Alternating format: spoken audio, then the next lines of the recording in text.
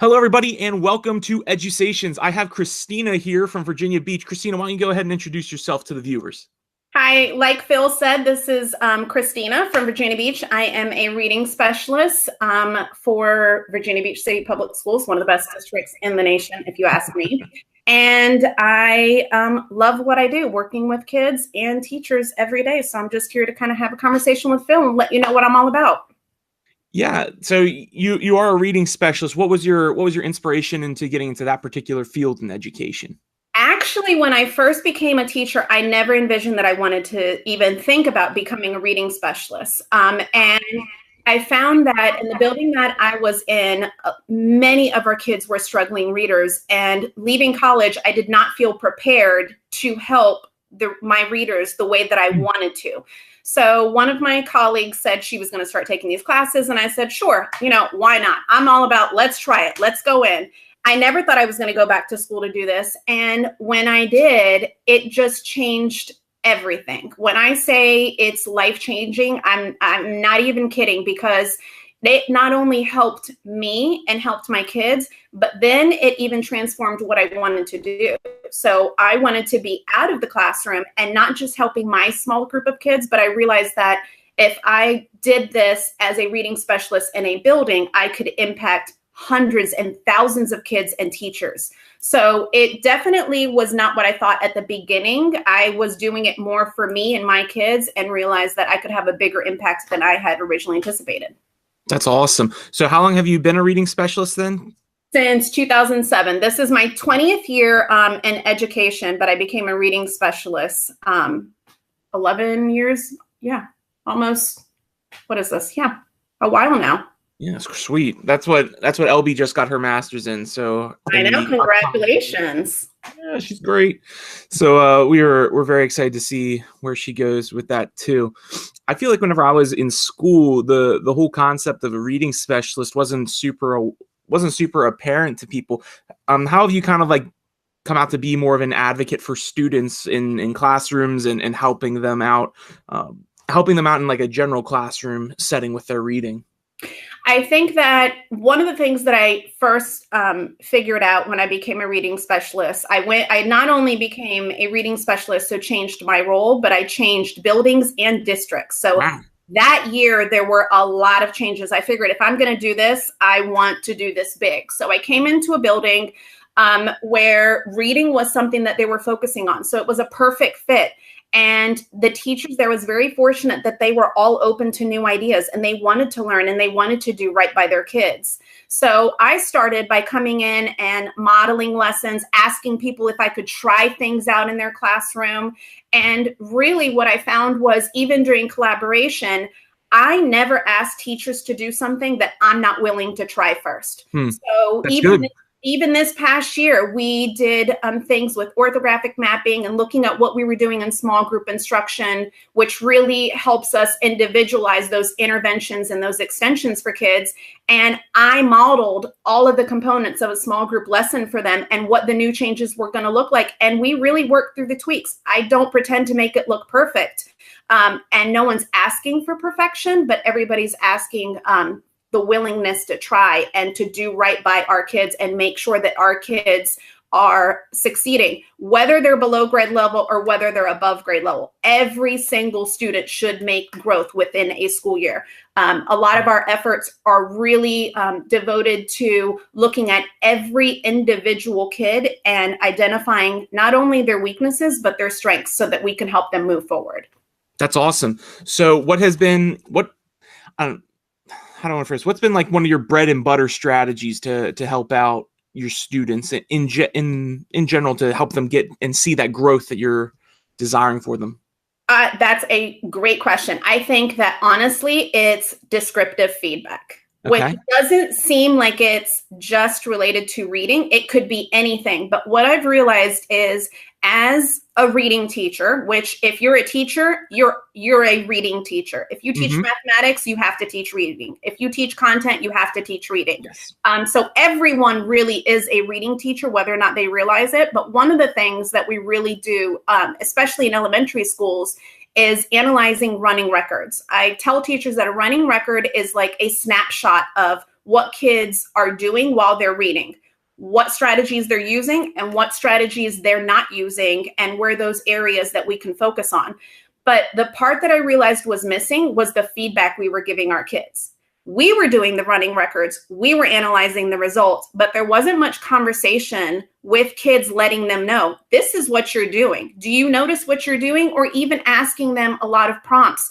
What happened here? I noticed that you had difficulty when you got to this word. I really like when you got to this area that was difficult, you try to do this, this, and this. So I found that once we had those conversations with our kids and let them know what was happening with their reading, transformations were amazing. And now the kids will say, did you notice that I stopped here? Did you notice that I went back and tried a different strategy? Which is really what we want to do. We want to empower our kids. And I've found that feedback, whether it's in reading or whether it's in writing, and letting them know what they're working on and talking about goals that they want to set for themselves. After those running record conversations, we've had our kids create goals and then come back and hold them accountable for those. It empowers our kids.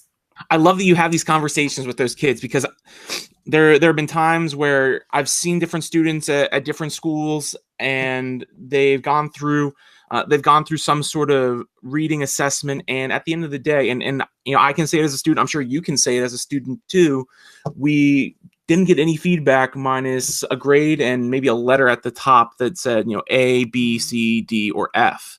And it's correct. I don't see how that helps. I agree. I think that as a kid, it's funny because I have conversations like this all the time with my colleagues. You know, we think, what would you want for your kids? Think about what your teaching experience was like when you first started. Think about what your experience in education was like as a child.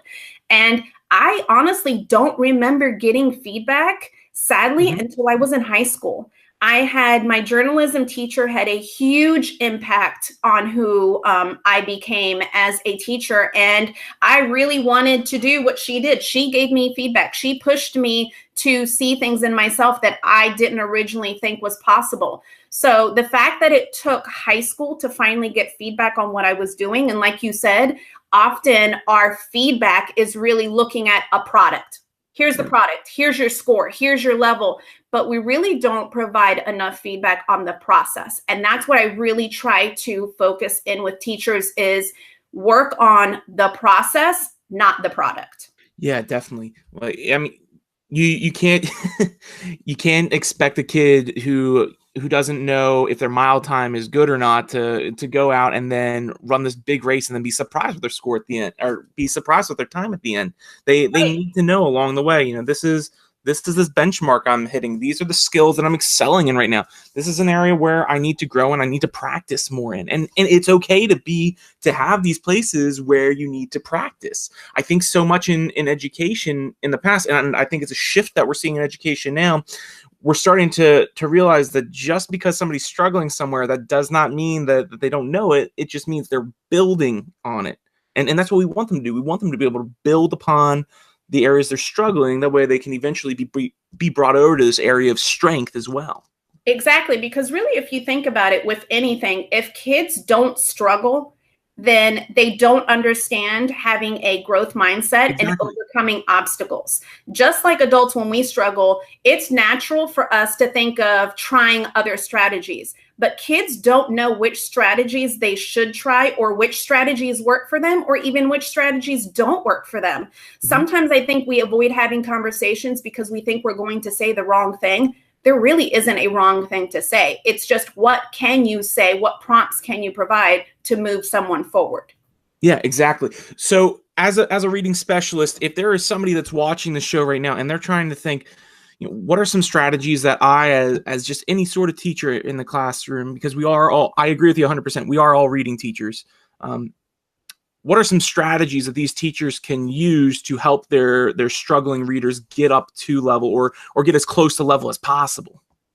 One, I think, and it may sound cliche, you have to know your kids. And you have to know your kids not as a group, but as individuals. Because even in small groups that you create, they still have their own independent areas of strength and weakness. So to say that, yes, you're going to have a focus strategy for the group. Yes, of course you're going to do that. But because in a small group of 6 kids or 8 kids, you're not going to have individual focus areas that you're going to be working on in a 20-minute period. It's very difficult. However, the feedback you provide to those kids is what's going to move them forward. So I recommend having, I used to call it a star reader. So every day, and the kids would just rush to the table. And we finally said, okay, look, this is the star reader table. Everybody's going to get a chance.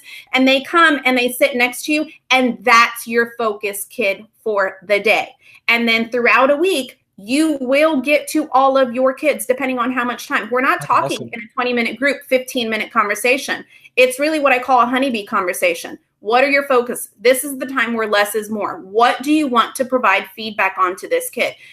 Also getting to know what they're interested in. The biggest bang that you can get for your buck that I have found is when you know your kids, not just strengths and weaknesses, but what they're interested in, that's where you start to hook them. That's where you find a piece of text and say, hey, I know that you're really into different foods. I really know that you really would love to go traveling. I found this book I think you would be interested in. You notice I didn't say you have to read this book. Right. I think you would be interested in. So it's really knowing what you think would interest your kids, intrigue your kids, and want them to want to read. There's nothing worse than forcing a kid to, 1, read a book that they have no interest in, or 2, I'm a very big proponent of, if you don't like the book, find another one. Nothing's going to happen if you put that book back up on the shelf. And I remember in elementary school, when we started reading, you finished the book. Yeah, and if you didn't. Right. I understand in small group why that would happen. However, independent choices, it's called choice for a reason. I should have a choice in what I'm reading. However, with that said, I have been a teacher where I have been reading a book in a group and noticed it wasn't going well. And I stopped and said, guys, I don't know how you feel about this book. It doesn't seem like it's really interesting to any of us. What do you think? That was a perfect teachable moment. We stopped reading that book and we found something that we enjoyed. I didn't plan for that conversation, but it definitely was worth the while because my kids finally realized I have a choice in what I'm doing. They knew that I was listening to what they were saying, and we moved forward. Yeah, that's awesome to be able to give them that voice. I don't know if you're connected with Laura Robb on Twitter, but the day that we're recording this, today, she sent out a tweet talking about the importance of, or she said the only sort of homework that she can justify is giving students that opportunity of free choice without restriction.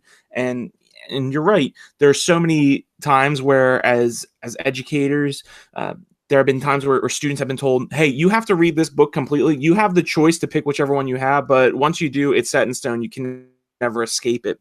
Right. But as you're exploring books, you quickly discover, because oftentimes whenever they're doing these books, they're judging the book by their cover.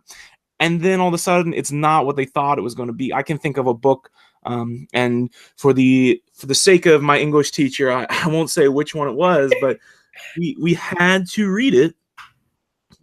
And man, I'll tell you, I was not feeling that vibe at all. And I went up and I said, I don't get it. I don't really appreciate it. It's not in my wheelhouse. Right. And I was told, suffer through it. And I did not do it as well on the assignments and the assessment at the end, I think, as a result of that too. And I guarantee you that 1, you were not an active participant. 2, Right. You were not engaged. You were not inspired to read anything else similar to that genre or that author, and you wouldn't recommend it to somebody else. And that's what I try to get my kids to understand. I do a what you'd like me to know about you survey with my kids that I work with. And I asked academic, social, and emotional questions. So often we focus on the academic, but we will learn so much more when we get to know them as human beings. And once I know that you're a mystery reader, I am going everywhere trying to find those mystery books for you. If you find a book that you're not really interested in, before I let you put it away, we have a conversation of what was it? What didn't you like? Were you struggling? Was it just not interesting to you? Because that information also helps me gear the recommendations that we're going to make. So how do you help those students who maybe they actually would really like the book, but they're struggling with reading it? How do you maybe like motivate them or encourage them to continue through it? Or do you say, this is just a book that we'll maybe come back to, we're going to table it? Right. Okay. So, perfect example. One of the other roles that I have is I am the Battle of the Book sponsor. So this is a 5th grade competition for really at or above reading levels in 5th grade. So we're talking about kids that can read on middle school level. Gotcha. And I make a big deal about it. It's only 5 kids for the entire building. We do applications. They have to read 10 books. These are really difficult books to read. And this year I had some of my 4th grade readers that I work with as intervention students, and they were asking me about some of these titles. And I knew that they were going to be difficult titles. And I said, well, tell me why you want to read this. And so they told me about the topics. And one of them was Save Me a Seat, which is a phenomenal book if you've never read it. And it really helps with multicultural appreciation and recognizing differences as a positive rather than a negative. And so I took the opportunity during Lunch Bunch and had 2 girls come to me, and we started reading the book together. So I started it with a read aloud, and what I wanted to figure out was it the text that was difficult as far as their ability to decode and understand the words, or was it the comprehension? And what I determined was through this read aloud, they understood everything that was happening, and their conversation and discussion was phenomenal. It was so higher level. And I think the fact that they were given the opportunity to read something that typically anyone would have said, I'm sorry, this is above your grade level. This is 2 grade levels above what you're reading. It's going to be too difficult for you. We started off with, this is a 5th grade book, but let's try it. Instead of, this is too hard, I don't think you'll be able to handle it. So we started it as a read aloud, and then they would come to me during Lunch Bunch and we would talk about it. And the fact that I gave them kind of the foundation and started off with, yes, it might be a little bit difficult, but we're going to try this and let's get through this. And I continuously checked in with them to understand. And they would come to me and say, I had difficulty. One of the little girls had Post-it notes on the pages. I didn't understand what this part meant. So she was monitoring her understanding, but it was because she was given the opportunity to do so. Awesome. So I one of the ways, and this is amazing that this is what's going on in your school. I think one of the ways that you've done this, and it's as people are watching this too, you have such a knack for being able to reach out and meet people where they're at, and to be such a powerful collaborator. You're very present on social media. I consider you one of the queens of the GIFs or GIFs or however you pronounce it. You have a response, you have a great motivational poster, you have a great GIF for everything, and you're also doing all this incredible work in Champ for Kids and in the chat. What was some of your inspiration for getting involved in that, and how have you kind of like found your network on there to support you in what you're doing as a reading specialist in Virginia Beach? So actually, I joined Twitter because at one of our meetings in September, all of the literacy leaders were told, okay, if you don't have a Twitter account, let's create a Twitter account. And throughout this meeting, we're going to ask you to work collaboratively and send out a tweet. Awesome. One, I had no idea what that meant. What did it mean to send out a tweet? Who's going to see it? Where does it actually go? And what are these hashtag things? All I could envision was that skit with, was it Justin Timberlake? And everything was hashtag. That's all I could envision in my head. So I couldn't wrap my head around it. So I did it for that meeting. And I'm going to be honest with you, it was months before I even checked on Twitter again. And then my work wife, as I call her, Kelly Hoggard, who is the founder of Champ for Kids, said, you know what, we really need to start thinking outside of the box, because the issue is in our roles, there's only one of us per building. So it can be a very isolating job. So yes, we have our connections in Virginia Beach, but we want to know what's happening across the country. We want to know what's happening across the world. So we sat down one day and we said, you know what, we're going to try a couple things. One, let's go ahead and start a Twitter account, an active Twitter account. Let's look into these things called chats. Of course, my question, who am I chatting with? Do they have to see me? How do I chat? How do I respond? So we had to research that.